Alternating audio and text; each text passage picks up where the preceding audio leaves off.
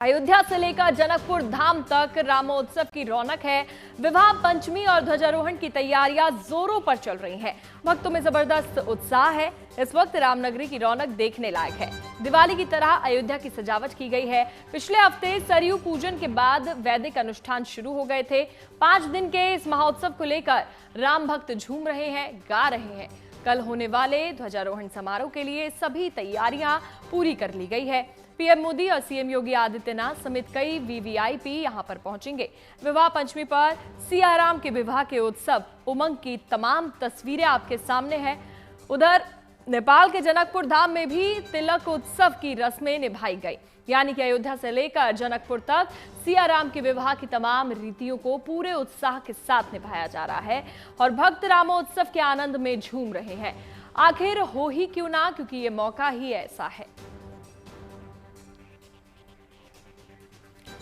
तो ये अलग अलग तस्वीरें आप देख रहे हैं। दिवाली जैसी भव्य सजावट अयोध्या नगरी में की गई है। कल ध्वजारोहण समारोह होगा, जिसके लिए अभी से ही पूरी रामनगरी अयोध्या सजकर तैयार है और आज भी अनुष्ठान रामनगरी में जारी है। राम मंदिर के अंदर आज भी अनुष्ठान किए जा रहे हैं। हालांकि आज जो श्रद्धालु हैं वो दर्शन कर पाएंगे, लेकिन कल श्रद्धालु अयोध्या की नगरी में यानी कि राम मंदिर में दर्शन नहीं कर पाएंगे जब तक ध्वजारोहण का ये समारोह संपन्न नहीं हो जाता। 5 दिन का ये पूरा महोत्सव है। रामनगरी में इसके लिए भव्य तैयारी की गई है। कई कुंडल फूलों के साथ ये सजावट की गई है। ये अलग अलग तस्वीरें आप देख रहे हैं। साथ ही जनकपुर में भी रस्मों को निभाया जा रहा है। उत्साह के साथ यहाँ पर हर रीति रिवाज को जो शादी में किए जाते हैं उसको निभाया जा रहा है। पूरे राम भक्त यहाँ पर झूम रहे हैं। इस महोत्सव के दिन कोई गा रहा है तो कोई झूम रहा है।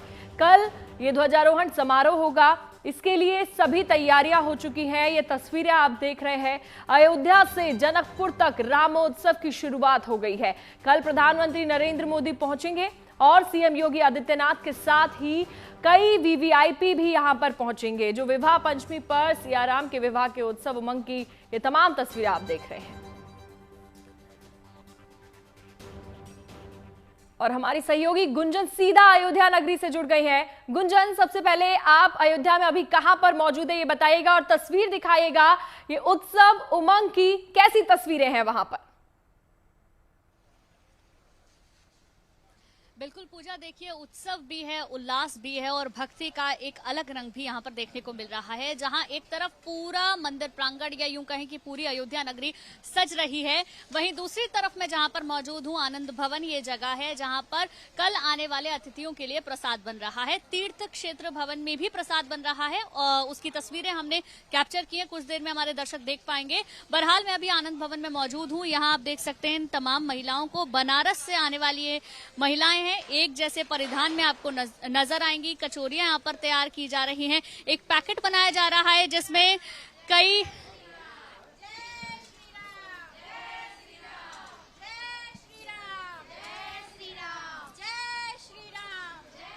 तो पूजा देखिए ये उद्घोष आप सुन रही होंगी, ये किसी प्रसाद से कम नहीं है जो यहाँ पर पैकेट्स तैयार किए जा रहे हैं, क्योंकि तमाम ये महिलाएं आस्था भक्ति के रंगों को अपने अंदर समेटे हुए प्रसाद को तैयार कर रही हैं। अब मैं जरा मिठाइयों की तस्वीरें भी आपको दिखा देती हूँ किस तरीके से। पहले ये देखिए पूजा, ऐसे पैकेट तैयार किया जा रहा है, इसमें मुझे बताइए क्या क्या है? चना की घुंगनी है और ये अपना मिक्सचर नमकीन है, ये मटर की कचौड़ी है, ये अपना जो है कि ये कलाकंद है, गोंद की लड्डू है, ये चटनी।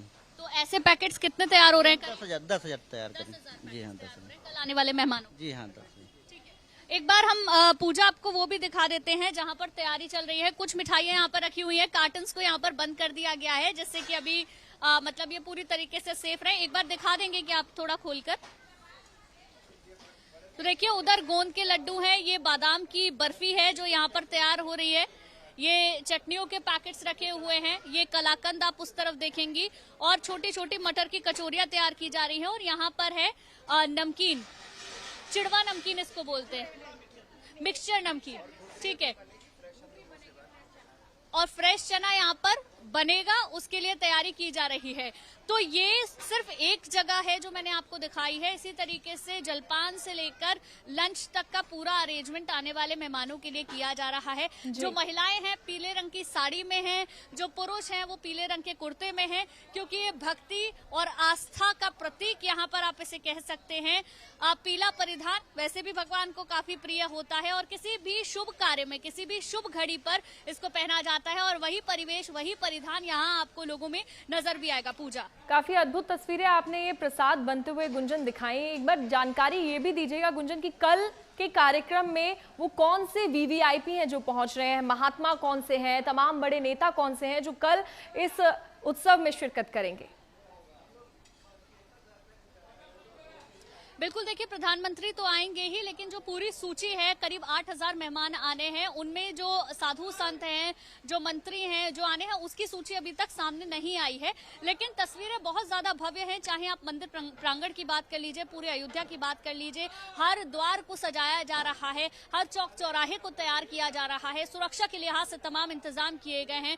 एसपीजी से लेकर कमांडो, एनएसजी, एटीएस की टीमें यहाँ पर लगी हुई हैं, जिससे कि किसी भी स्थिति में संभाला जा सके। आपको हर तरफ, हर चौराहे पर, आज भी जब हम निकले, कल तो गाड़ी इजीली अंदर आ गई थी, लेकिन आज जब हम मंदिर की तरफ आगे बढ़े हैं तो कई जगह पर बैरिकेडिंग लगाई गई है, जिससे कि हर तरफ चेकिंग की जा सके। बिना पास की एंट्री नहीं है, गाड़ी का कोई पास भी नहीं अब बन रहा है।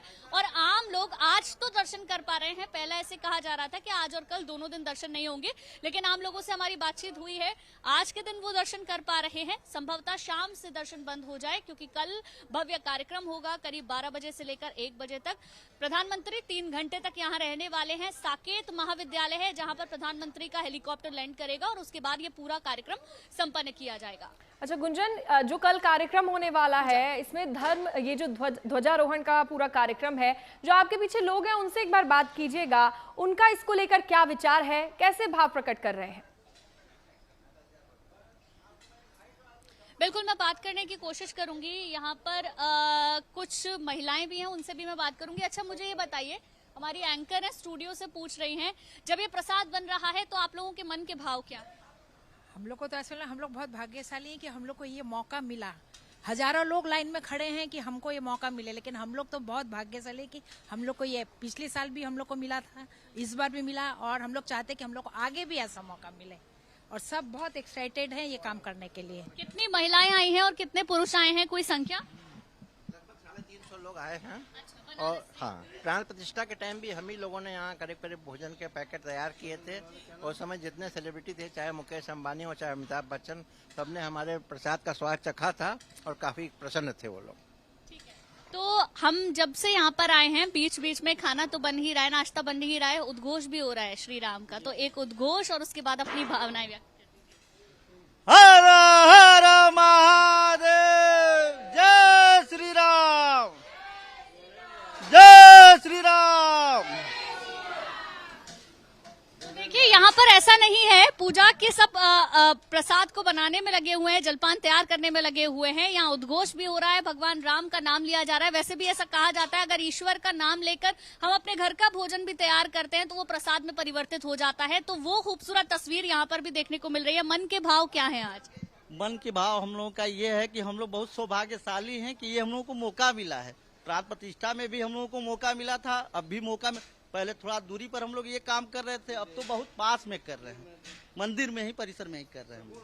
और इसके पीछे मूल भाव ये है कि भगवान राम को समर्पित करके उनकी सेवा में जो भी लोग लगे, उनका पहला भाव ये है कि भगवान राम की सेवा में हमको ये अवसर मिला है और हम पूरी तरह समर्पित होकर उनकी सेवा में अपना जो भी थोड़ा बहुत श्रम अर्जित कर सकते हैं, वो उसको अपने पुण्य का भागी समझ रहे हैं उसमें। देखिए पूजा, ये यहाँ मौजूद लोगों का भाव है। सिर्फ वो लोग नहीं जो बनारस से यहाँ पर आए हैं, जो पूरी टीम यहाँ पर लगी हुई है, बल्कि वो श्रद्धालु भी जो दूर दूर से आए हैं रामलला के दर्शन करने के लिए। जो लोग प्राण प्रतिष्ठा पर नहीं आ पाए, उनके दिल में एक तमन्ना थी कि हम उस दौरान तो नहीं गए हैं, लेकिन मंदिर जब पूरा हो चुका है, जब ध्वजारोहण का भव्य कार्यक्रम होना है, तो उस दौरान हम जाएं। तो आज और पिछले बीते हुए दिन भी लोग यहाँ पर आए हैं, दर्शन कर रहे हैं। और खूबसूरत तरीके से पूरा मंदिर प्रांगण सजाया गया है। अंदर कल जब मैं गई थी तो वहां पर बैठने के लिए व्यवस्था की जा रही थी, तैयारियां वहां पर चल रही थी, तमाम लोग वहां पर लगे हुए थे, फूलों से मंदिर को सजाया जा रहा था। तो उसकी भव्यता देखने लायक है। पूरा मंदिर के साथ साथ पूरा अयोध्या एक बार फिर से सजकर तैयार है रामलला की धर्म ध्वजा को, मंदिर की धर्म ध्वजा को फहराने के लिए, लहराने के लिए। और अद्भुत वो पल होगा जिसका साक्षी पूरा देश बनने जा रहा है। यानी कि तैयारी पूरी हो चुकी है लगभग। और कल गुंजन कब तक लगभग कौन सा वो समय होगा जब ध्वजारोहण किया जाएगा, वो तस्वीरें हम देख पाएंगे और कब तक वो पूरा कार्यक्रम चलने वाला है? करीब 1 घंटे का समय होगा पूजा। आप मानकर चलिए 11:50 से लेकर करीब 1 बजे तक का समय होगा जब ध्वज फहराया जाएगा। ध्वज के बारे में मैं आपको बता दूं, त्रिकोणीय ध्वज है, यानी कि त्रिभुजा आकार में ध्वज है, जिसमें सूर्य का सिंबल बनाया गया है, सूर्य के बीच में ओम है। और ये हमारे शास्त्रों में इसका विशेष महत्व भी बताया जाता है। धर्म ध्वजा फहराने से ये पता चलता है कि सनातन किस तरीके से आगे बढ़ रहा है, सनातन संस्कृति कैसे बढ़ रही है। और सबसे बड़ी बात, राम मंदिर पर धर्म ध्वज लहराना हर किसी के लिए बड़ी बात है, क्योंकि एक लंबा इंतजार मंदिर के बनने के लिए हमने हमारे पूर्वजों ने किया है। और जब मंदिर बनने के बाद जब पूरा वो खत्म हो चुका है, मंदिर का निर्माण कार्य पूरा हो चुका है, तो उसके बाद ये धर्म ध्वजा बता रही है कि राम राज्य की परिकल्पना जिसकी बात हमेशा से की जाती है, राम राज्य की शुरुआत हो चुकी है। लोगों को इंतजार था, वो इंतजार कल खत्म हो जाएगा। बहुत बहुत शुक्रिया गुंजन, तमाम तस्वीरें हमें दिखाने के लिए।